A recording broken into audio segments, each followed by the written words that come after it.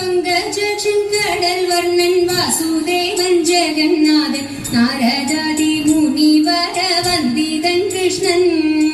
പങ്കജൻ കടൽ വർണ്ണൻ വാസുദേവൻ ജഗന്നാഥൻ നാരദാദി മുനിവര വന്ദിതൻ കൃഷ്ണൻ. ഭാര്യമാരും 14,008 ഒരുമിച്ചു സാന്ദ്രമോദം ദ്വാരകയിൽ വസിക്കും കാലം തടേത വിശ്വനാഥനോരോ ദിനം സുന്ദരിയാം രുക്മിണിയെ സരസമായി വിളിച്ചേവമരുളി ചെയ്തു.